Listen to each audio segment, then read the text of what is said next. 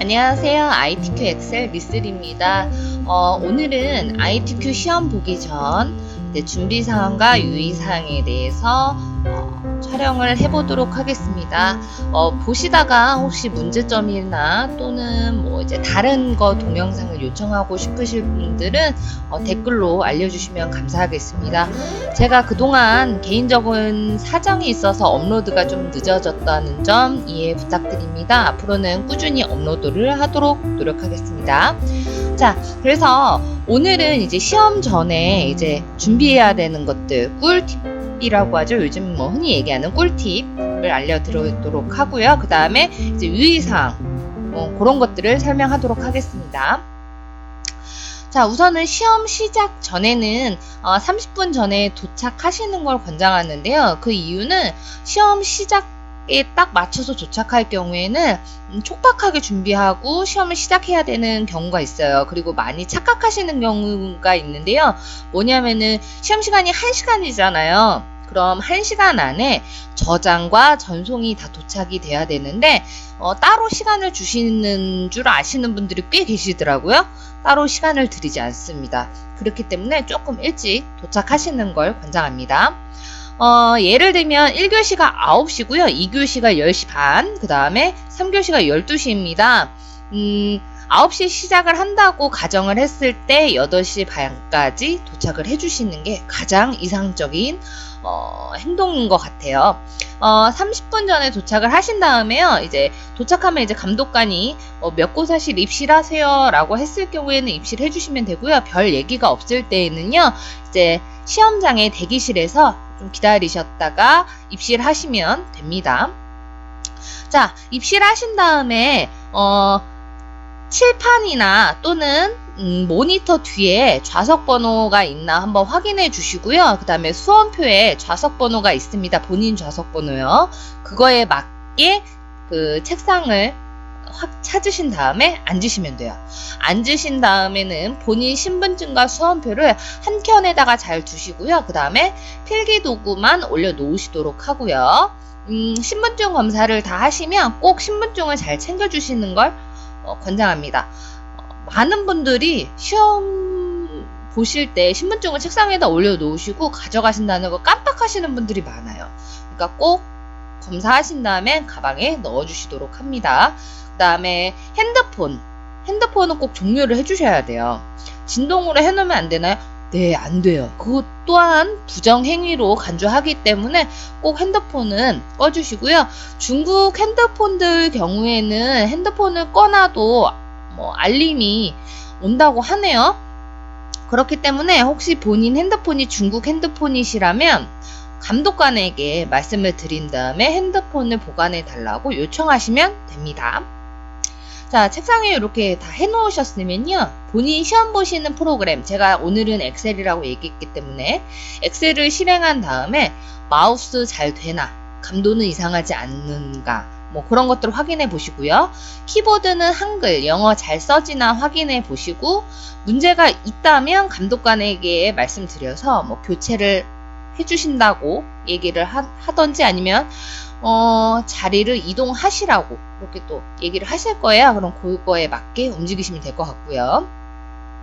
그 다음에 이제 확인이 다 된 다음에는 수험자 프로그램을 접속을 하셔야 되는데요. 그 전에는 수험자 프로그램을 미리 접속을 하시면 이것들이 확인이 안 돼요.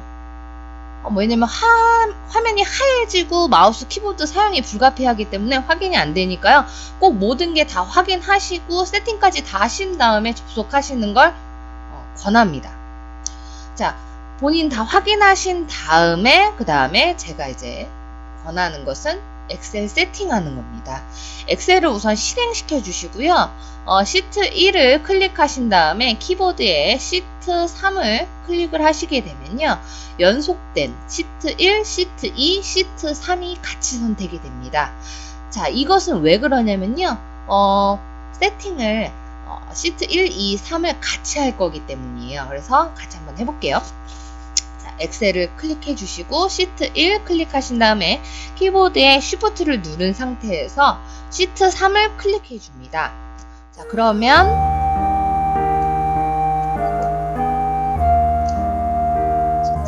클릭해서 시트 3을 클릭하시게 되면 하얀색으로 이렇게 3개가 선택되어 있는 걸 보이시는데요. 자, 그 다음에 하실 거는 뭐냐면요. 제가 좀 화면을 늘릴게요. 자, 요 선택되어 있는 상태에서 왼쪽 상단에 보면 A열, A, B, C, D, E, F, G는 전부 다 열이라고 하죠. 자, 아무튼 A열을 클릭을 해줍니다. A열을 클릭을 해주시면 A열이 노랗게 되시면서 밑으로 파란색으로 쭈르륵 됐는데요. 제가 수업할 때 이거 물으시는 분들이 있더라고요. 왜 A의 1은 하얀색으로 되냐? 신경 쓰지 마세요. 신경 안 쓰셔도 됩니다. 자, A열 선택한 상태에서 오른쪽 마우스를 A에다가 올려놓고 클릭을 합니다. 꼭 A에다 올려놓고 오른쪽 클릭해주세요. 자, 한번 클릭을 하시게 되면 네모난 이제 창이 뜨는데요. 그 중에서 열너비를 클릭을 합니다. 열너비 클릭해주시면 이렇게 창이 열리죠. 지금 열너비가 뭐 이제 이렇게 나오는데 뭐 각각 다를 수 있어요. 이 상태에서 키보드를 이용하여서 저는 백스페이스를 사용하겠습니다. 백스페이스를 사용한 상태에서 지우시고 1이라고 쓰셔도 되고요. 아니면 지금 보시면 검게 돼 있죠? 그러면 이제 선택이 되어 있는 거예요. 블럭이 되어 있는 상태에서 글씨를 입력을 하게 되면 블럭 되어 있는 글씨는 지워지고 삽입한 글씨가 들어가게 됩니다. 그래서 1 써주신 다음에 확인. 그러면 A열이 지금 작아진 걸 볼 수가 있습니다. 보이시죠? 아까 제가 조금 내릴게요. 자, 여기 보면 시트 2를 제가 클릭을 해볼게요. 시트 2도 지금 열너비가 줄어든 게 보이시고요. 시트 3도 동일하게 줄은 걸 보실 수가 있습니다. 다시 지금 이렇게 클릭을 해보시면 제가 아까 전에는 하나, 둘, 셋, 이 시트 1, 2, 3이 전부 다 이렇게 하얗게 되어 있었는데 제가 지금 클릭하니까 하나씩만 선택이 되어 있는 게 보이실 거예요. 그럼 그룹화가 되어 있던 게 풀린 거예요. 지금 현재는. 자, 해제시킨 다음에 시트 2를 클릭하신 다음에 이름을 바꿀 겁니다. 자, 여기다가 더블 클릭해 주시고 여기 보이시죠? 또 블럭 되어 있는 걸.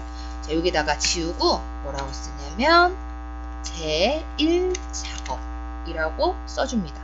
마찬가지로 시트 2도 더블 클릭해 주시고 제2 작업.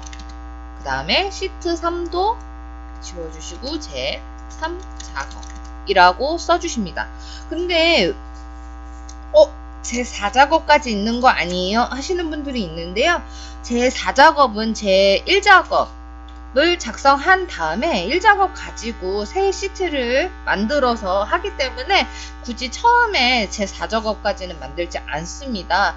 그리고 이제 요거 제가 이렇게 한 번씩 이렇게 시험 보시는 분들 보면요.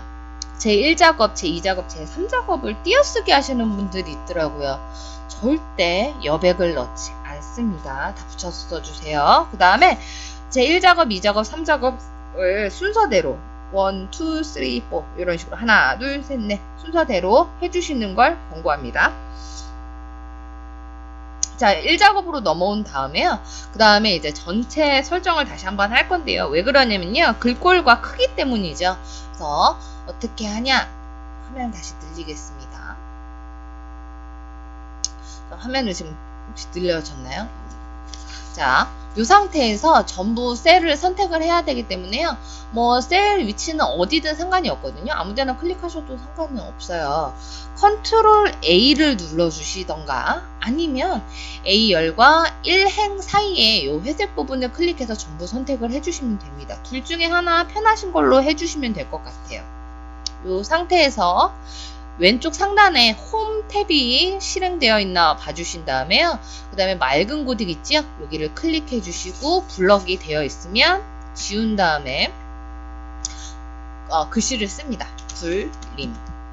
굴림이라고 써주시고 엔터를 땅 하고 쳐주시면 이 모든 여기 1작업에 있는 모든 셀이 굴림체로 바뀌신 걸 알 수가 있고요. 크기는 11이기 때문에 굳이 바꾸지 않도록 하겠습니다. 그 다음에 셀 선택된 걸 해제해야 되겠죠? 그럴 때는 빈칸 아무데나 클릭해 주시면 돼요. 저장하실 때 이렇게 선택을 해주시고 하면 이 친구들이 블럭되어 있는 친구들이 저장이 될 가능성이 높으니까 꼭 빈 곳 클릭해 주시는 거 잊지 마시고요. 그 다음에 이제 저장을 한번 해보겠습니다. 파일 버튼 눌러주시고요.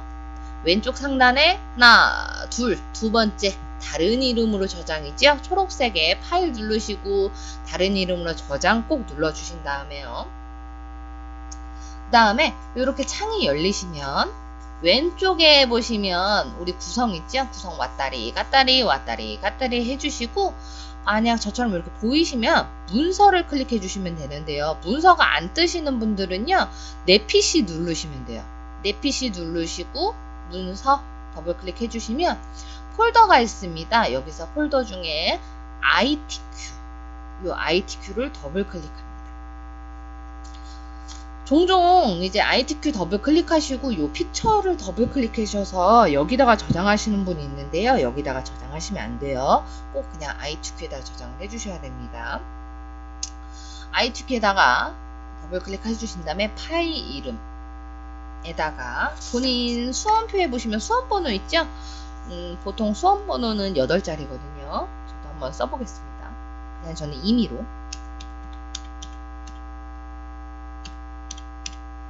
아이고, 숫자가 좀 잘못됐네요. 6, 7, 8. 이렇게 해주시고요. 빼기. 그 다음에 본인 이름. 저는 림3라고 써주겠습니다. 본인 이름으로 꼭 써주시고요. 수험번호 다시 한 번 더 확인해 주시고요. 여기 경로를 한 번 더 확인을 해 주시는데요. 문서 안에 ITQ인지 마지막에 ITQ인지 확인해 주신 다음에 맞으면 저장 버튼 눌러주시고요. 그 다음에 저장하실 때 특수문자 사용하지 마시고요. 그 다음에 여백 사용해 주시지 마시고요. 그리고 반대로 하시는 경우도 있어요. 이름 빼기 수험번호 이런 식으로 해주시는 분이 있는데요. 이러면 나중에 파일 전송할 때 답안이 없다라고 나와요. 그러니까 꼭 다시 한번 확인을 해주시고요. 자, 저장하셨으면 이제 바탕화면을 보겠습니다. 바탕화면에 보시면 뭐 코아스 수험자용이라고 있을 거예요. 이제 시험장에서 얘기입니다. 또는 이제 작업 표시줄 밑에 하단에 보시면 이게 작업 표시줄이죠. 하단에 보시면 여기 보이세요? 여기 보이시면 이런 아이콘이 있습니다. 이런 아이콘을 한번 클릭해 주시면요. 이렇게 나옵니다. 수험자 등록이라고 되어 있고요. 수험자의 수험번호를 입력하세요. 등록된 정보는 수정이 불가능합니다. 라고 나옵니다. 그러면 이제 수험번호, 자기 수험번호만 입력을 해주시면 됩니다. 절대 이름 지금 쓸 일이 없어요. 수험번호를 입력을 하겠습니다. 이렇게 입력을 해주시고 다시 한번 본인 수험번호를 확인을 하신 다음에요. 요거는 건들 필요가 없고요. 확인 버튼 눌러주시면 본인 수험번호 맞냐고 물어봐요. 다시 한 번 더 확인. 그 다음에 요거 물어보시는 분들이 많더라고요. 2003 이하예요? 2007 이상이에요? 어느 거 눌러요? 이런 친구분들이 많으신데요. 만약 제가 뭐 2010을 시험을 본다 라고 했을 때 2010이면 오피스 2007 이상이잖아요. 상위 버전이니까 이 상위 되니까 요거를 클릭하셔야 돼요. 요거 클릭해 주시고 확인. 그러면 다시 한 번 더 수험번호가 요것이 맞냐, 이름은 요것이 맞냐, 시험 보는 과목은 요게 맞냐, 이렇게 한 번 더 알려줍니다. 맞으면 확인 눌러주시면 여러분들이 시험을 보실 때는 아마 화면이 하얀색으로 새하얀색으로 변하게 될 겁니다. 새하얀색으로 변하게 될 테고요. 그 다음에 마우스와 키보드는 움직일 수 없는 게 될 거예요. 그거는 이제 시험 전 대기거든요. 그러니까 너무 신경 쓰지 마시고요. 시험이 시작되면 저처럼 요렇게 요 창이 열리고 마우스 키보드 다 움직일 수 있으니까 당황하지 마세요. 자, 시험이 시작이 되었다고 가정을 했을 때 이제 막 작업을 이제 하실 거 아니에요. 이제 저장은 다 했을 거고. 자, 작업을 이제 막 탁탁탁탁 했는데 이제 시험 보시다 보면 감독관이 이러실 거예요. 저장 한번 하세요. 답안 전송 한번 부탁드립니다. 라고 하셨을 때 저장을 하실 때에는 저장은 우리가 아까 전에 파일 버튼 눌러서 저장을 했잖아요. 그러면 그 위에 요 디스켓 모양, 요거 디스켓이거든요. 요즘 젊은 친구들은 모르더라고요. 자, 요 디스켓 모양을 클릭을 해줘도 좋고요. 아니면 파일에 저장을 누르셔도 좋고요. 또는 컨트롤 S를 누르셔도 상관이 없습니다. 모두 다 저장입니다. 저장을 해주신 다음에 답안 전송을 할 때에는 작업 표시줄에 보시면 요 모양 보이시죠? 수험자 프로그램. 요거를 클릭해 주시고요. 그 다음에 답안 전송 버튼을 눌러줍니다. 그러면 이렇게 물어봐요. 작업 중인 파일을 저장한 후 전송하세요. 지금 전송하시겠습니까? 라고 물어봅니다. 그러면 예, 전송할 거니까 확인. 그러면 사실 PC로 답안을 전송합니다. 이렇게 지정해야 됩니다. 어쩌고 지정하세요. 저는 지금 현재 파일이 없음으로 나옵니다. 없음으로 보이시죠? 없음으로 나오기 때문에 답안을 전송할 수 없다라고 하네요. 그럼 다시 저장을 해야 되겠네요. 제가 잘못 저장을 했나봐요. 파일에 다른 이름으로 저장. 미스라고 저장했네요. 자, 잘못 썼으니까 맨 뒤에 이름을 다시 한 번 더 쓰고 저장을 할게요. 다시 한번 수험자 프로그램을 열고 답안 전송. 확인하시겠습니까? 확인. 이제야 있음이라고 나오네요. 답안지가 있다라고 나오니까 답안 전송을 성공하였습니다 라고 하면 성공이 나옵니다.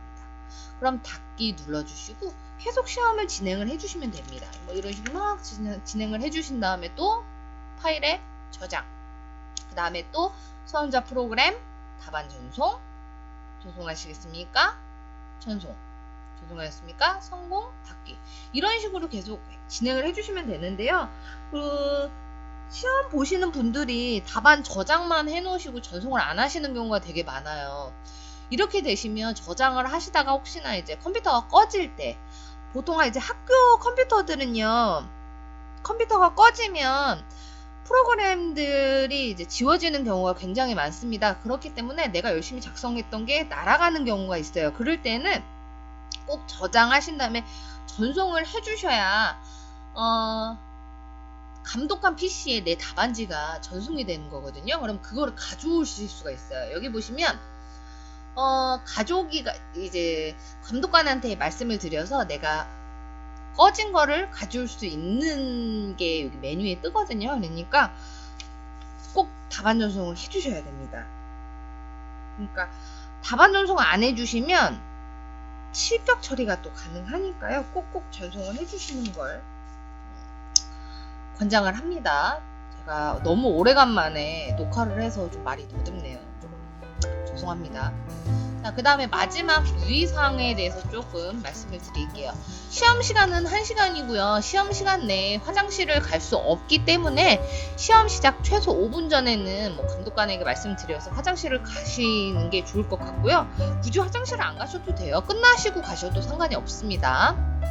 그 다음에 이제 퇴실 같은 경우에는 감독관에게 퇴실은 언제부터 가능한가요? 라고 물어보신 다음에 퇴실을 하시는 게 맞고요.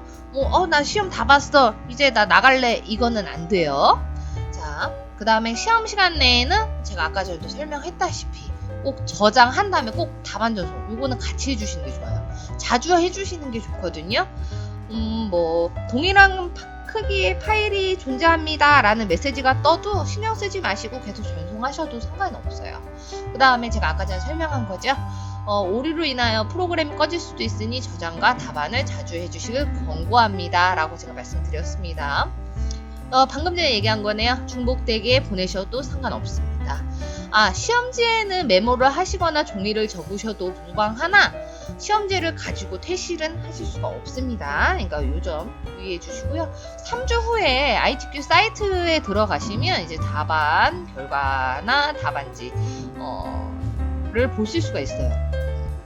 그러니까 그거 3주 뒤에 확인을 해주시면 좋을 것 같아요.